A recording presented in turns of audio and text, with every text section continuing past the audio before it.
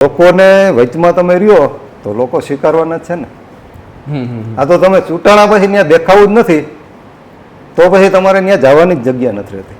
કોઈ પણ ને કામ હોય તો ગમે ત્યારે મારી ઓફિસનો દરવાજો એના માટે ખુલ્લો જ છે. અને કોઈ પણ ને કામ હોય તો મારો ફોન 24 કલાક ચાલુ હોય. દર મહિનાની મેં તમને કીધું ને કે દર મહિને મારી હાજરી છે, ખાલી હાજરી નહીં પણ ત્યાં ગામના કોઈ પ્રશ્ન, એના ગામ લેવલનો પ્રશ્ન છે તો એમાં પણ મારી મદદ પૂરેપૂરી છે. તો એ કામ જો તમે ન કરી શકો તો ન કરી શકો તો તમને ચૂંટણીમાં ઉભવાનો અધિકાર પણ નથી. હાલ જોઈએ તો ગુજરાતમાં ચૈત્રનો મહિનો ચાલી રહ્યો છે ત્યારે તાપમાનનો પારો સતત ઊંચો જઈ રહ્યો છે, પરંતુ તેનાથી પણ વધુ જો કોઈ હોય તો રાજકારણમાં અત્યારે પારો છે તે ઊંચો જઈ રહ્યો છે. કારણ કે ચર્ચાઓ ચોમેર અત્યારે થઈ રહી છે. ગુજરાતમાં સ્થાનિક સ્વરાજ્યની ચૂંટણીનો શંખનાદ થઈ ચૂક્યો છે. ઉમેદવારોના નામોના બ્યુંગલ ફૂંકાઈ ચૂક્યા છે અને પસંદગીનો કળશ હવે જનતા કોની માથે ઢોળે છે તેના પર સૌ કોઈની નજર છે. ત્યારે હાલ આપણે રાજકોટ જિલ્લા પંચાયતની ડુમિયાણી બેઠકના ભારતીબેન છે, તેમના પ્રતિનિધિ છે તે મજબૂતભાઈ આપણી સાથે જોડાઈ ચૂક્યા છે. તો આવું તેમની સાથે જ સીધી વાત કરીએ, વાત ગુજરાતી પર. મજબૂતભાઈ, વાત ગુજરાતીમાં આપનું ખૂબ ખૂબ સ્વાગત કરું છું. અને ડુમિયાણી બેઠક છે, આમ તો ખૂબ ચર્ચા હોય છે અને તમે આ વખતે જે રીતે આમાં ભારતીબેન છે ત્યારે કે એવા કામો છે ખાસ કરીને કે એ કામો લઈને તમે લોકો વચ્ચે જશો? આમ તો રાજકારણ પહેલાં પણ જો હું રાજકારણમાં નથી જી, એ પહેલાં પણ હું લોકોના એટલા કામ કરું છું અને લોકો મને વ્યક્તિગત ઓળખે છે. તો મને એમ થાય કે હજી હું રાજકારણમાં જઈને કે આપણે પક્ષ સાથે જોડાઈને વધારે કામ કરી શકું, સિસ્ટમ સાથે જોડાઈ તો એ કરી શકું. અને મારી જિલ્લા પંચાયતની સીટ પહેલી એવી છે કદાચ ગુજરાતમાં કે હજી તો ચૂંટણી પણ બાકી છે. ચૂંટાઈ 100% ચૂંટાવાનો છું, પણ એ પહેલાં હું એક પ્રોમિસ એ આપું કે દર મહિને આ જે મારા વિસ્તારના જે ગામો આવે ને એમાં દર મહિને મારી મુલાકાત હોય છે. વાહ! દર મહિને ખાલી મુલાકાત નહીં કે ત્યાં જઈને આપણે ખાલી મોઢું બતાવી નીકળી ગયા એમ નહીં. ખાસ કરીને એવું જોવા મળતું હોય છે કે ચૂંટાઈ ગયા પછી જે આપણા ખાસ કરીને જે પ્રતિનિધિ હોય છે તે જોવા નથી મળતા. મેં તમને પહેલાં વાત કરી ને કે હું રાજકારણમાં નહોતો છતાં પણ હું પ્રજાની વચ્ચે છું. આ તો મને એમ થયું કે જે પ્રજાના હજી વધારે કામ કરવા હોય તો હું સિસ્ટમ સાથે જોડાઈને વધારે કામ કરી શકું. એટલે મારી બાબતમાં નહીં આવે ક્યારેય. ઓકે. અને દર મહિનાની મેં તમને કીધું ને કે દર મહિને મારી હાજરી છે, ખાલી હાજરી નહીં પણ ત્યાં ગામના કોઈ પ્રશ્ન, એના ગામ લેવલનો પ્રશ્ન છે તો એમાં પણ મારી મદદ પૂરેપૂરી છે. એટલે આ સિસ્ટમથી હું ચૂંટણી લડું. ઓકે. તો આમ જોઈએ તો ડુમિયાણી બેઠક પરથી ભારતીબેન હુંબલને જે ટિકિટ મળી છે ને આપ પ્રતિનિધિ છો, તો અત્યારે ખાસ કરીને તમે જે રીતે વાત કરી કે તમે પહેલેથી જ એવા સામાજિક કાર્યો કરો છો, તો કયા એવા કાર્યો છે જે જોઈને તમને લાગે છે કે લોકો તમારા પર પસંદગીનો કળશ ઢોળે? હંમેશા મારે મન એવું રહ્યું છે કે જે અમારા વિસ્તારના સામાન્ય માણસો કે જેને આર્થિક રીતે નબળા હોય, બિલકુલ, પછી કોઈ ગરીબ માણસો એના લગ્ન થતા હોય એમાં મારી રીતે હું સહાય કરતો હોઉં. પછી અમારે જે અહીંયા સમૂહ લગ્ન ગોઠવાતા હોય એમાં અમારે યોગદાન પૂરેપૂરું હોય. પછી જે સામાન્ય માણસો છે એને ક્યારે પણ કોઈ એને જરૂરિયાતની વસ્તુ હોય કે ભાઈ આધાર કાર્ડ છે, ચૂંટણી કાર્ડ છે, કૂપનનું કામ હોય, આપણે આ જે બધા કામ છે એ કામમાં આપણે એને પૂરેપૂરી મદદ કરવાની. અને બીજું કે આ મારી સીટમાં ચૂંટાયા પછી મારી મેન ઓફિસ ઉપલેટા સિટી છે ને એના મેન ચોકમાં જ રહેશે.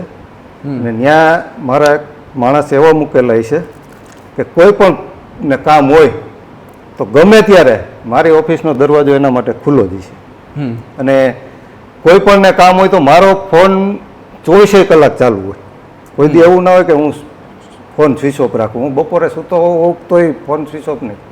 ગમે એને કામ હોય તો મને રાતે 12 વાગે પણ ફોન કરી શકે.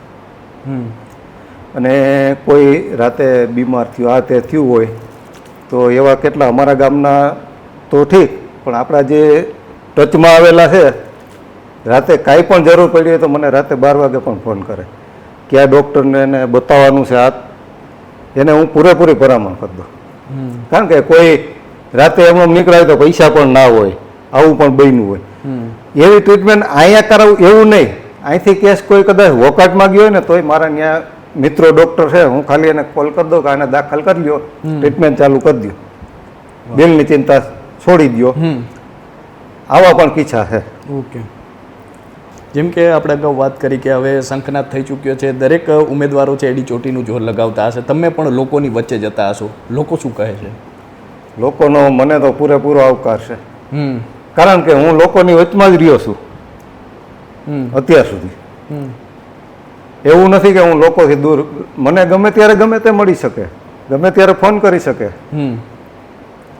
તો આનાથી વિશે લોકોને શું જોઈએ? એના સામાજિક, આ જે મારા વિસ્તારમાં સામાજિક કામ હોય, ગમે કાંઈ પણ નાનું મોટું કામ હોય ત્યાં મારી 100% હાજરી હોય. કોઈ એવો પ્રસંગ નહીં હોય કે મારી હાજરી ત્યાં ન હોય.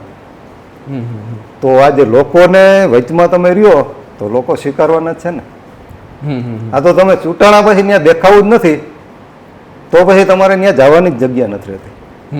બરાબર. ખાસ કરીને આપ અત્યારે લોકો વચ્ચે જતા હશો, આપ જોતા હશો કે લોકો શું જોઈને આમાં મત આપતા હોય છે, ખાસ કરીને જ્યારે જિલ્લા પંચાયતની હોય, કારણ કે લોકોને કોઈ પણ કામ હોય ત્યારે સૌથી પહેલાં જે સ્થાનિક, જે કહી શકાય કે આપણે સ્થાનિક સ્વરાજ્યની ચૂંટણી છે તો આપણે જે ઉમેદવારો હોય છે તેમની પાસે જતા હોય છે, જે કહી શકાય કે જે તેમને પસંદગીનો કળશ ઢોળ્યો તેની પાસે જતા હોય છે. તો લોકો શું વિચારીને આમાં પસંદગીનો કળશ ઢોળતા હોય છે, શું લાગે છે આપને? એ બધાને મેં તમને કીધું ને કે એને બહુ એવા મોટા એવી કામે નથી. બિલકુલ. એને જે જરૂરિયાતના જ કામ છે.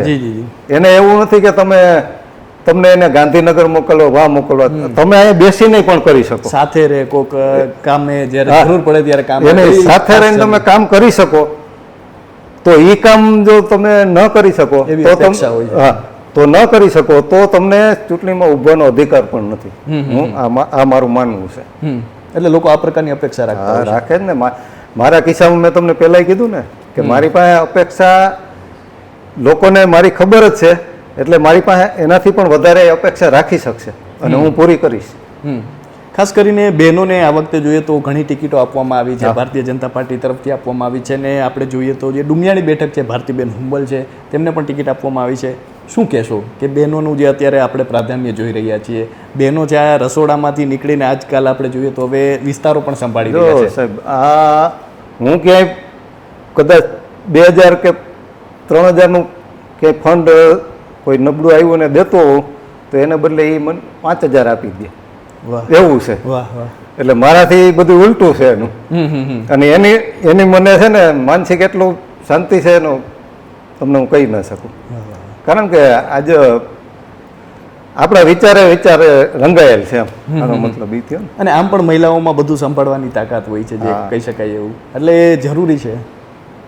તો શું કહેશો તમારા વિસ્તારના લોકોને, શું કહેશો ડુમિયાળી બેઠકમાં જે આવતા લોકો છે એમને શું કહેશો? એને એટલું જ કહેવાનું છે મારે કે આ ખાલી હું અહીંયા વાત નથી કરતો. તમે એકવાર આમ તો મને ઓળખો જ છો, બિલકુલ, પણ આમાં મને ચૂંટીને તમે જેટલો તમારાથી વધારે ઉપયોગ થાય કરી શકશો, અને એમાં હું હાજર જ રહીશ. બરાબર. અને મારો ફોન કન્ટિન્યુ ચાલુ હોય છે, ગમે ત્યારે 12 વાગે પણ મને કોઈ કોલ કરી શકશે. અને એના કાંઈ પણ કામ હોય છે પબ્લિકના, એ હું પૂરેપૂરી બનતી કોશિશ કરે પૂરા કરવાની. ઓકે. તો મજબૂતભાઈ અમારી સાથે જોડાવા બદલ અને આપનો કિંમતી સમય આપવા બદલ ખૂબ ખૂબ આભાર. તો આ હતા મજબૂતભાઈ હુંબલ. અને આમ જોઈએ તો રાજકોટ જિલ્લા પંચાયતની ડુમિયાણી બેઠકમાં જે કહી શકાય કે અત્યારે ભારતીબેન હુંબલ છે તેમને ટિકિટ આપવામાં આવી છે, અને આ વખતે ત્રિપાંખ્યો જંગ છે, અને હવે જનતા પસંદગીનો કળશ છે તે આગામી 26 તારીખે જે કોના પર ઢોળે તે જોવું રહેશે. તો અત્યારે બસ આટલું જ. ફરી મળતા રહીશું વાત ગુજરાતી પર.